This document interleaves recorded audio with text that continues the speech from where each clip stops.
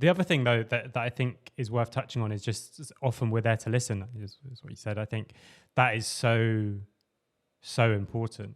And again, just dragging an example from, I was about to say real life, like the rest of my life.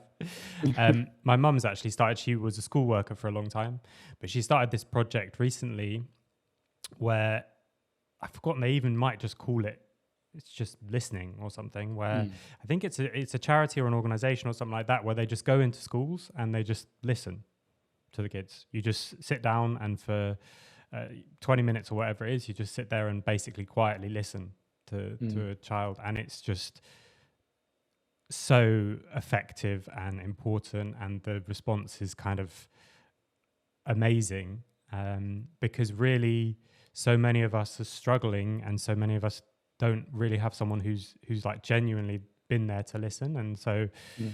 even just doing that, talking about actionable advice you can take from hearing this conversation is, yes, if you have a sports psych, that's great, constantly ask them for advice.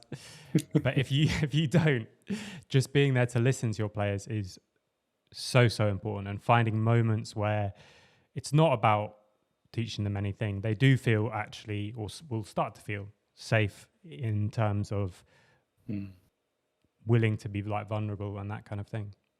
Yeah, and I think on the back of what you say there, I think it's really important. It's a skill. Listening is a skill. It takes time to develop. There are many courses out there on active listening. I encourage any coach that wants to become a good listener to take a course on active listening and learn, what that might look like, especially at esports, because it's much harder when you might not be there in person together. It's much tougher to show you're actively listening when, you could have anything on the screen in front of you. You might not even have your webcam on. How does someone know you're really actively listening to what they're saying, in a moment of vulnerability? So 100% agree with the importance of listening there. And I think as well, to kind of go alongside that, I think if we work with players and we're always giving advice, that's great because advice can be useful. But have we ever asked the player sometimes what they want? Do they want a solution? Do they want advice, or do they want to be listened to? Because often, I've in my early days when I was a trainee, I've made this mistake of jumping in immediately where someone says, I've got this problem, this is really challenging, and instantly I'm jumping in with, oh, we could do this, we could try this technique. What if we created a plan doing this? And then by the end of it, they're feeling a bit alienated because I didn't really listen. I didn't sit and wait and listen. And sometimes you'll find active listening can be enough to solve the problem. By the end of it, often, my clients, the people I work with, tend to say, actually, I've worked it out. By the end of explaining it, getting someone else's opinion on it, they're like, oh, actually, I'm going to do this. They didn't even need my help. They just needed someone to talk to, hear from an external perspective. So that's one thing as well I would advise any coach who kind of wants to be a good listener to do, is notice when you might jump in with a solution before one has been kind of asked for. And it's very natural to do that. That's what coaching is about. Teaching is about that kind of solution focused work, trying to find ways around problems. But also sometimes we need to ask, is that what people want in the moment, or do they actually just need to vent a little bit first? And then maybe we give a solution if it's really that big of an issue down the line. Yeah, and especially when it's an uncomfortable conversation, Mm. but absolutely no blame on coaches or managers or whoever for jumping in and trying to Yeah. help as soon as possible, because sometimes listening is like the hardest thing to do. And again, if you take this example with my mum, they did a bunch of training on it, and the big part of the training was like, you do not give them advice. You will want to, in some of these sessions, you will be internally begging to give them advice. Don't do it. You're there to listen, and it's Mm. really, really, really tough. There's so many different things that are, yeah, our natural response in those kind of situations, and Mm. coming from a good place as well. You want to help, so you're trying Yeah. to help like as quick as you can.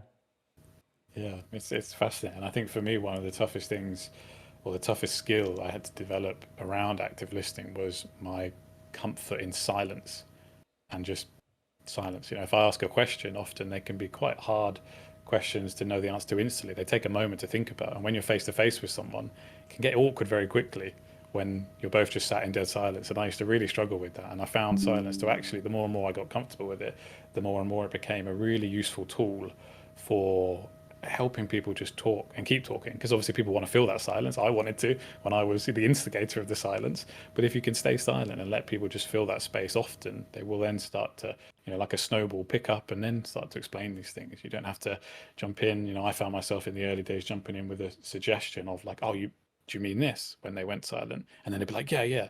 But they might not have actually meant that. They might have just agreed because they didn't come to the conclusion in time and wanted to just agree. So yeah, alongside what you said there, I think another skill massively is comfort in silence. Yeah, and you latch on to something that's good enough, and even they internally think that is right, but it wouldn't have been what's come out. It's really interesting. I've done, these kind of courses as well. I think they can, like you said, I think they're incredibly helpful. But one of the things that I really love doing about this podcast, and actually about just talking with coaches, is that we tend to draw on things from all over the place, sometimes without realizing, and sometimes it was there the whole time and we never did it. And one of the things my background is in, other than coaching, is in making films, and more specifically documentaries. And you can see this so much when you're interviewing someone for a documentary, and even some of the greatest documentaries of all time are almost built entirely on this premise. There's one called one of the first Errol Morris movies I think it's called Heaven's Gate. That might be wrong. Suddenly doubting myself. I was completely sure of it until I started that sentence. But it's about people at a pet cemetery. But of course, it's not about that at all. It's about all the other things that happen. And I was noticing as I was making these films that really, actually, all the stuff that makes it into the edit is the stuff when there's a pause, or I ask a question, then they talk for like 2 minutes on the question. They answer almost straight away, often, because you're talking to someone who has a story, and maybe they've told that story to a bunch of people, either a bunch of different sort of news articles or a bunch of people, all their friends they've told. And they tell you the story and it's quite well prepared, and then there's a bit of a pause. And I used to jump in with the next question, and then I started to just leave it. And you notice that all the things that go into the edit are after the pause. The first part is fine. Sometimes it goes in to just explain what happened. But when it's a really good interview and you come away thinking, like, I've done that well, it's almost always where there's a moment where you start to get deeper. Yeah. So one of the other, I do want, I do think this is an important conversation to have, but I do want people to come away with, of course, as many kind of tips as possible. So you mentioned then being comfortable with silence and learning to be comfortable with silence, which is no mean feat. But how else would you recommend people get better at active listening?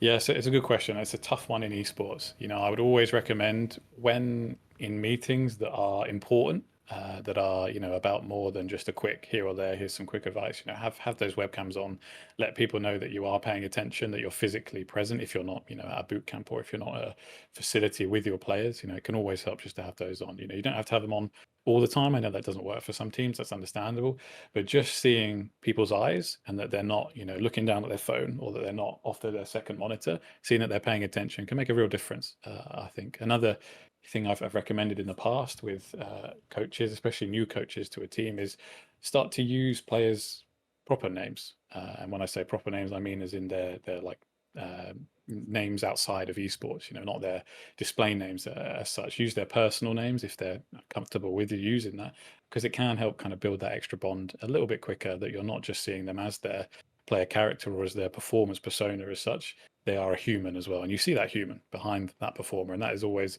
something that I would recommend, especially with newer coaches coming into these teams, once they're building that rapport and that relationship, to absolutely do that.